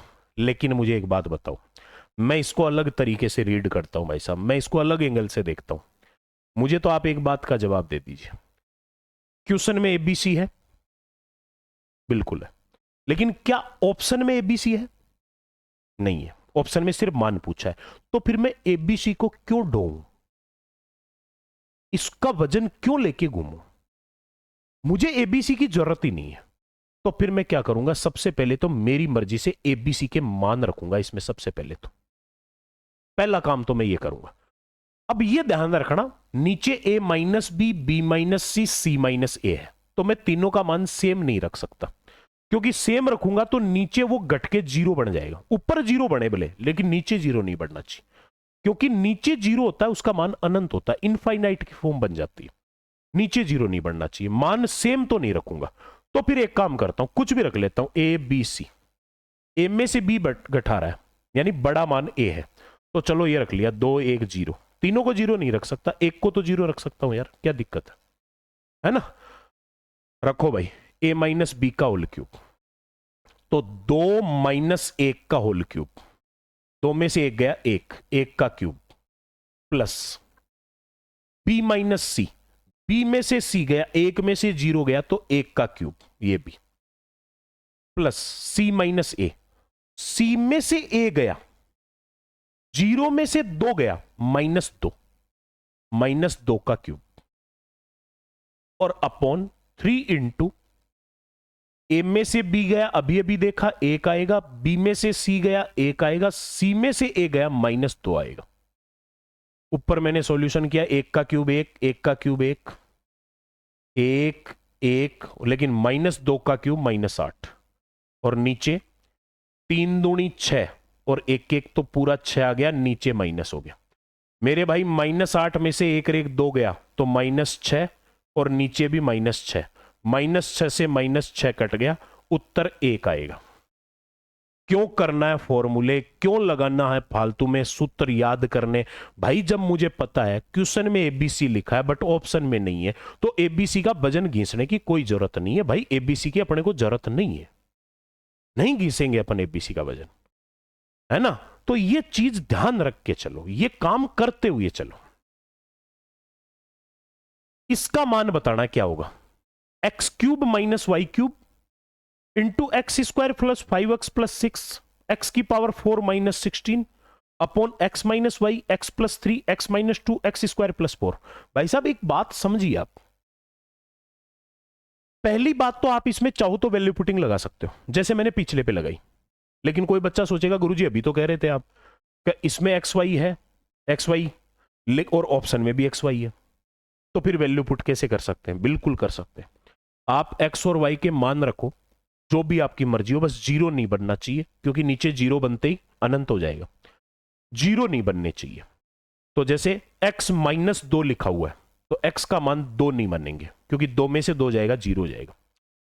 y का मान -3 नहीं मानेंगे, +3 मान लो, कोई दिक्कत नहीं है, है ना? तो एक तो 2 नहीं मानना और एक -3 नहीं मानना, बाकी आप x और y के मान कुछ भी मान लो। लेकिन फिर भी मैं एक चीज पे दिमाग लगाऊं तो यहां एक सूत्र बन रहा है, a cube minus B cube. मैं और शॉर्ट पे जाना चाहूं, a cube minus B cube का प्रसार होता है a minus B, A square plus A B plus B square. यानी अगर ये X cube minus Y cube है, तो ये एक्स माइनस वाई होगा, और अंदर X square plus X Y plus Y square होगा। तो एक बात तो कन्फर्म है, नीचे कहीं भी X square plus Y square plus X Y नहीं है, तो आंसर में ये तो पक्का आएगा, X square plus Y square plus X Y तो आएगा, क्योंकि कटने की गुंजाइश नहीं है। नीचे आएगा तो एक ही ऑप्शन में X square plus Y square plus X Y, एक ही ऑप्शन है जिसमें ये चीज दे रखी है। तो फिर क्यों कैलकुलेशन करो भाई, सीधा उत्तर हो गया ना आपका, है ना? और फिर भी अगर कोई बच्चा ऐसे चलना चाहे तो वैल्यू पुटिंग लगा लो मैं बता देता हूं वैल्यू कौन कौन सी पुट कर लो। मैंने आपको अभी भी बता दिया, एक्स का मान एक तो 2 पुट नहीं करोगे, और एक वाई का मान -3 पुट नहीं करोगे, बाकी जो तुम्हारी मर्जी हो वो पुट कर लो यहां पर मान लेके, है ना? और एक एक्स और वाई का मान सेम पुट नहीं करोगे, क्योंकि एक्स माइनस वाई भी अगर सेम कर दोगे तो वो भी जीरो हो जाएगा। बाकी जो तुम्हारी मर्जी हो ना, 0 1 2 5 0 1 2 5 4 कुछ भी पुट कर लो, वो रख के इसका मान पता कर लो क्या आएगा, और फिर ये ऑप्शनों में वो x और y के मान रख के देखो, जहां ये ऑप्शन के साथ बराबर मिलान हो जाए वो तुम्हारा उत्तर होगा। बस इतना ही करना है, करके देखना वैल्यू पुटिंग को, 100% सीधा सीधा उत्तर आ जाएगा। 2x 27x cube minus 9x square plus 3x minus 8 को 3x प्लस 2 से डिवाइड करना है, तो शेषफल क्या आएगा? अगर ये पूरा पूरा डिवाइड होता तो शेषफल क्या आता? 0 आता ना। तो मैं एक बार ये मान लेता हूं पूरा पूरा भाग जा रहा है, तो 3x प्लस 2 का पूरा पूरा भाग जा रहा है, तो 0 शेषफल आएगा। तो x का मान यहां से क्या आ जाएगा? -2/3। भाई अगर 3x प्लस 2 का पूरा पूरा भाग जाएगा तो 3x प्लस 2 इसका एक गुणनखंड हो जाएगा। तो x का मान वहां से निकाला -2/3, वहां -2/3 रख दो, पूरा पूरा भाग जाना होगा तो पूरा पूरा चला जाएगा, और अगर नहीं जाना होगा तो जो शेष बचेगा वो आ जाएगा 27x क्यूब, यानी -2/3 का क्यूब, -9x स्क्वायर -2/3 का स्क्वायर, प्लस 3x -2/3 -8, 27 गुणा -2/3 का क्यूब, माइनस का क्यूब माइनस, 2 का क्यूब 8, 3 का 27, -9 इंटू 2 का स्क्वायर 4, 3 का स्क्वायर 9, और माइनस का स्क्वायर प्लस, और ये हो गया +3 गुणा -2/3 और -8। पहले तो इसको काट लो मेरे भाई, जितना कट रहा है, 27 से 27 कट गया, 9 से 9 कट गया, 3 से 3 कट गया, तो ये आ गया -8, -9 माइनस का 4, माइनस का 2, माइनस का 8, 8 2 10 4 14 और 8 22, माइनस का आ रहा है, यानी कि 2x प्लस 3, 3x प्लस 2 जो है इसका पूरा पूरा भाग नहीं जाएगा, ये इसका एक गुणनखंड नहीं हो सकता, लेकिन भाग देने पर ये बच रहा है, तो इसका मतलब ये इसमें एक्स्ट्रा है, तो -22 इसका शेषफल होगा। सीधा सीधा अगर रिमाइंडर पूछे भाग विधि में तो भाग देख के नहीं देखना है, सीधा सीधा आप वैल्यू रख दो, x का मान निकाल के मान रख दो, अपने आप उत्तर आ जाएगा। और वो मान इसलिए रख रहे हैं, अपन ये मान रहे हैं इसका ये एक गुणनखंड है, इसीलिए 0 के बराबर पुट कर रहे हैं। ये दोस्तों आपके पहले 25 क्वेश्चन थे जिनका सॉल्यूशन मैंने करवाया है, और ये जरूर देखना है हर बच्चे को। और फिर मैं एक बार आपको बता देता हूं कि हमारा ऐप के ऊपर फ्री कोर्स चल रहा है अप्रोचेबल, और फ्री टेस्ट सीरीज चल रही है। इस टेस्ट सीरीज के ये 2 पार्ट में आपको सॉल्यूशन करवाऊंगा, और उसके साथ में कुछ कोर्सेज चल रहे हैं, वो कोर्सेज आप लोगों को जल्द से जल्द परचेज कर लीजिए, अभी भी आपके पास टाइम है, कहीं ये नहीं हो कि यार मौका चूक जाए। चलिए नेक्स्ट पार्ट के 25 क्वेश्चन के सॉल्यूशन में मिलते हैं, तब तक के लिए सभी को नमस्कार, जय हिंद, जय भारत।